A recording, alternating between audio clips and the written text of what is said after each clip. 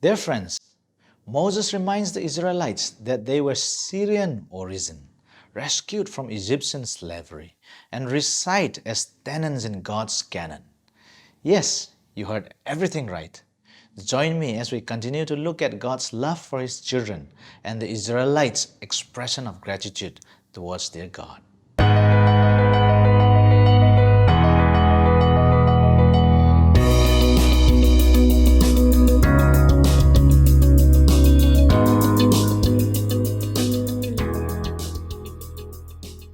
Welcome back, dear brothers and sisters.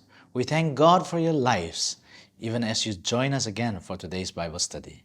Our God is a great and marvelous God, and we continue to look at regulations for domestic and personal relationships. In our last study, we talked about asceticism, becoming a true child of God, and keeping pagans, the Ammonites and the Moabites, away from the congregation of the Lord and maintaining cleanliness. There was a ban on usury and principles on vow making. Soon after looking at the Mosaic law of divorce and the condemnation of slavery, there was a short discourse on caring for the stranger, the orphan, and the widow. So without much delay, dear friends, I welcome you to another journey of Through the Bible. This is a remarkable chapter that expresses God's concern for protecting the innocent, by punishing the guilty, and by perpetuating a brother's name in Israel. It concludes with the command to blot out the remembrance of Amalek from under heaven. There were certain crimes that arose through difficulties between individuals. These would not be serious crimes which would merit the death sentence, however, they would require punishment. Verse 1. When men have a dispute, they are to take it to court, and the judges will decide the case, acquitting the innocent and condemning the guilty. Verse 2. If the guilty man deserves to be beaten, the judge shall make him lie down and have him flogged in his presence with the number of lashes his crime deserves. But he must not give him more than 40 lashes. If he is flogged more than that, your brother will be degraded in your eyes. 40 stripes would be the limit. Otherwise, there would be the danger of killing the man. The number of the stripes, 1 to 40, depended on the seriousness of the crime. God said that this was the way it should be handled, and the answer as to whether or not it was effective is found in the fact that Israel had a very low crime level. Verse 4. Do not muzzle an ox while it is treading out the grain. Here is a lovely thing. God is protecting the ox. Well, what is muzzling? It is a cage or strap for the mouth which prevents it from opening either to bite or chew. In our villages, you would have seen oxen going round treading paddy. But there have been sights, and most of the times you would have found their mouths muzzled, preventing it from chewing on the grain. God had said, don't do that. The ox is working for you. He is treading out your corn. Let him eat. God's concern is a very wonderful thing. Remember, dear friend, if God could consider the ox, He surely cares for you. In the previous chapters, we also notice how God cares for the sparrow. The sparrow, the bird, the ox. God notices them. How much more does He notice each one of us? It is interesting that Paul reaches into the book of Deuteronomy and uses this verse in his letter to the Corinthian church. 1 Corinthians chapter 9 verses 9 to 11. For it is written in the law of Moses, do not muzzle an ox while it is treading out the grain. Is it about oxen that God is concerned? Surely He says this for us, doesn't He? Yes, this was written for us because when the plowman plows and the thresher threshes, they ought to do so in the hope of sharing in the harvest. If we have sown spiritual seed among you, is it too much if we reap a material harvest from you? Do you see how Paul is applying this? Now, in the same chapter of 1 Corinthians 9, we'll read verse 14. In the same way, the Lord has commanded that those who preach the gospel should receive their living from the gospel. The man who is ministering to you in spiritual things is feeding you spiritual food. You in turn are to give him the necessary things that would help him in his life. That is how Paul is making the application of this verse. Now we move on to another point. God has a law here to take care of widows. It worked effectively, as we shall see in the book of Ruth. Verse 5. Now this is back to Deuteronomy chapter 25, verses 5 to 6. If brothers are living together and one of them dies without a son, his widow must not marry outside the family. Her husband's brother shall take her and marry her and fulfill the duty of a brother-in-law to her. The first son she bears shall carry on the name of the dead brother, so that his name will not be blotted out from Israel. God was protecting womanhood. We hear a great deal about women's rights, and it is interesting that God guarded their rights. We need to remember that in Israel most of the people were farmers. The land was divided among the people and each had his own piece of land. When a man died, he would leave a farm with all his wheat and corn and also his livestock of sheep and oxen. The widow was left with this farm to take care of. Suppose some man from the outside, a foreigner or a man from another tribe, wanted to marry her and thus come into possession of the land. The widow would have lost her property, and this was forbidden. She was not permitted to marry outside. Here is a case where the widow does the proposing. What she was to do was to go and claim one of her husband's brothers, a cousin, or the nearest relative, and ask him to marry her. Verse 7. However, if a man does not want to marry his brother's wife, she shall go to the elders at the town gate and say, My husband's brother refuses to carry on his brother's name in Israel. He will not fulfill the duty of a brother-in-law to me. If the brother or relative doesn't want to marry her, she can take him to court, you see. Verse 8. Then the elders of his town shall summon him and talk to him. If he persists in saying, I do not want to marry her, his brother's widow shall go up to him in the presence of the elders, take off one of his sandals, spit in his face, and say, This is what is done to the man who will not build up his family's line. That man's line shall be known in Israel as the family of the unsandaled. If the man refused to marry her, the woman could take him to court. The city gate was where the court was held in those days. She would tell the elders how it was.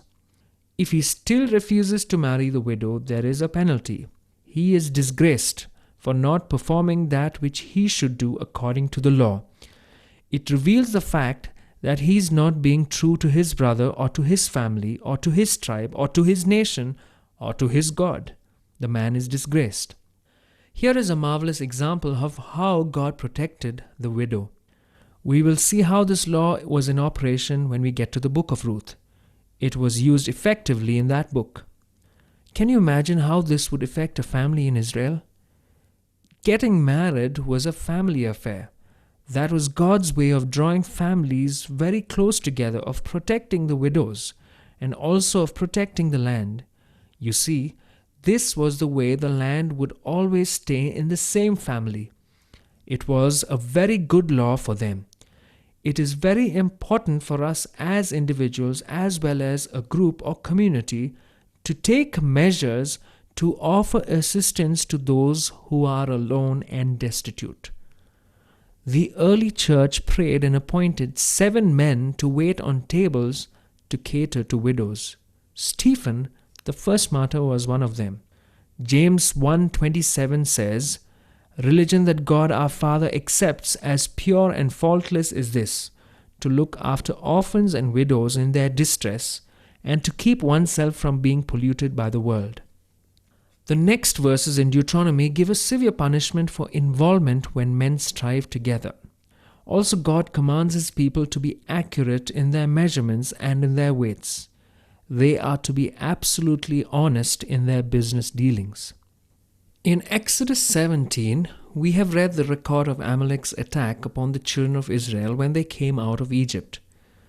The Amalekites were marauding nomads out on that desert. Deuteronomy chapter 25 verse 17. Remember what the Amalekites did to you along the way when you came out of Egypt. When you were weary and worn out, they met you on your journey and cut off all you who were lagging behind. They had no fear of God. When the Lord your God gives you rest from all the enemies around you in the land He is giving you to possess as an inheritance, you shall blot out in the memory of Amalek from under heaven. Do not forget. Israel had suffered an unprovoked attack by Amalek at Rephidim. That was the battle when Moses was on that mountain top and Aaron and Hur held up his arms in prayer to God. When his hands were up, Joshua and the army of Israel won. When his hands were down, that is, Moses' hands were down, they lost. They finally won a victory over Amalek. At that time the Lord said a very interesting thing. Thou shalt blot out the remembrance of Amalek from under heaven. As I have mentioned earlier, Amalek represents the flesh. That is the fallen nature we inherited from Adam. God intends eventually to get rid of the old nature. It would be impossible to go to heaven with it. You and I have an old nature that can never be obedient unto God. We will deal with this subject quite thoroughly when we get to the epistles or to the Romans. Amalek is an illustration of the flesh. As long as we are in this life, we shall never get rid of the flesh, because the Lord had sworn that the Lord will have war with Amalek from generation to generation. Exodus chapter 17 verse 16. We saw in chapter 23, that is of Deuteronomy, that the flesh is not for us to despise. We cannot overcome the flesh by becoming hermits, or by trying to beat it down, or by becoming super pious. That won't accomplish anything. But we do need to recognize that there is a war going on in each one of us. It is a war between the spirit and the flesh. For the flesh lusts against the spirit, and the spirit against the flesh, and these are contrary one toward another, so that you cannot do the things that you should. We cannot overcome the flesh by fighting. The only way we can overcome the flesh is by yielding to the Spirit of God. Only the Spirit of God can produce the fruit of the Spirit in our lives. The Lord says that He is going to blot out the remembrance of Amalek from under heaven. I thank God that He intends to get rid of the flesh someday. Now let's turn to chapter 26. The chapter before us represents the beautiful ceremony in connection with the offering of first fruits. Acknowledging that all the produce of the land came from God, and as an expression of thankfulness for His goodness, the Israelites brought as an offering to Him a portion of the fruit that ripened first. This is Deuteronomy chapter 26 verses 1 to 4. When you have entered the land the Lord your God is giving you as an inheritance and have taken possession of it and settled in it, take some of the first fruits of all that you produce from the soil of the land the Lord your God is giving you, and put them in a basket. Then go to the place the Lord your God will choose as a dwelling for His name, and say to the priests in office at that time, I declare today to the Lord your God that I have come to the land the Lord swore to your forefathers to give us. The priest shall take the basket from your hands and set it down in front of the altar of the Lord your God. As he presented his offerings of first fruits to the Lord, he was to review God's gracious dealings with His people in delivering them from oppression in Egypt and bringing them to the beautiful land, the bountiful land He had promised them. Verse 5. Then you shall declare before the Lord your God, my father was a wandering Aramean, and he went down into Egypt with a few people and lived there and became a great nation, powerful and numerous. Let's continue verse 6. But the Egyptians mistreated us and made us suffer, putting us to hard labor. Then we cried out to the Lord, the God of our fathers, and the Lord heard our voice and saw our misery, toil, and oppression. So the Lord brought us out of Egypt with a mighty hand and an outstretched arm, with great terror and with miraculous signs and wonders. He brought us to this place and gave us this land, a land flowing with milk and honey. And now I bring the firstfruits of the soil that you, O Lord, have given me. Place the basket before the Lord your God and bow down before him. To the Israelite, it was to be a time of true thanksgiving. Thanksgiving for us is a day when we bring a sacrifice of praise and thanksgiving to God. And that's good. How many of us really have made an offering of thanks to God? Israel did. This was the beginning of thanksgiving. Many have given out of their meager resources, and they have made an offering to God, and God has blessed them. The second part of this chapter deals with the Israelites' declaration of the obedience to God. Chapter 26, verse 12 to 13. When you have finished setting aside a tenth of all your produce in the third year, the year of the tithe, you shall give it to the Levite, the alien, the fatherless, and the widow, so that they may eat in your towns and be satisfied. Then say to the Lord your God, I have removed from my house the sacred portion and have given it to the Levite, the alien, the fatherless, and the widow, according to all you commanded. I have not turned aside from your commands, nor have I forgotten any of them.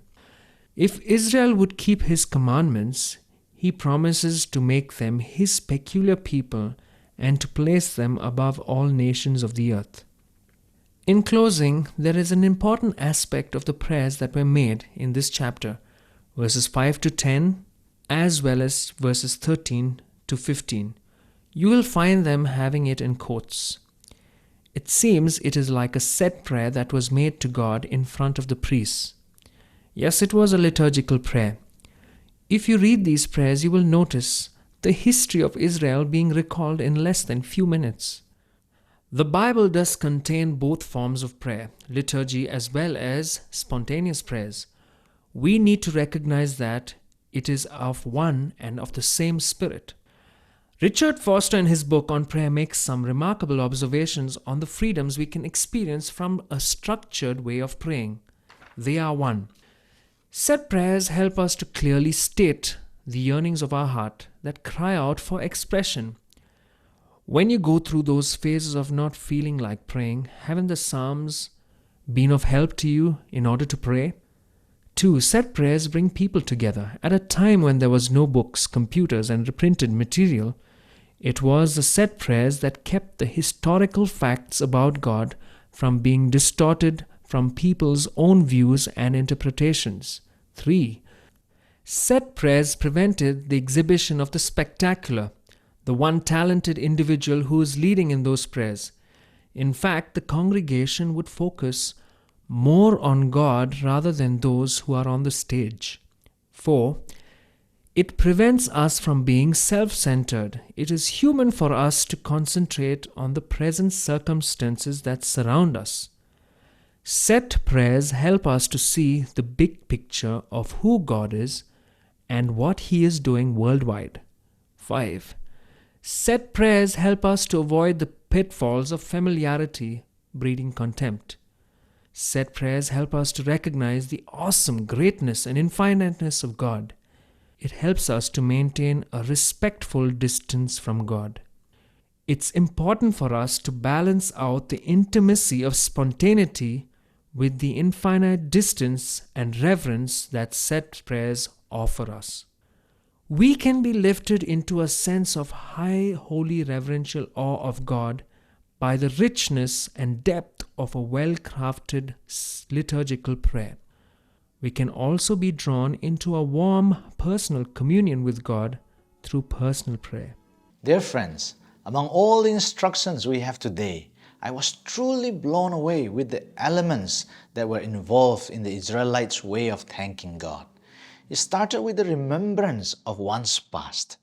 For them, it was Syrian origin and Egyptian slavery. Where has God brought you from? How was your situation before God set His eyes on you and blessed you? Are there any moments of God's miraculous rescue of your life from a fatal sickness, an enemy, or an accident? Secondly, it was the blessing of Canaan and the offering of the first fruits.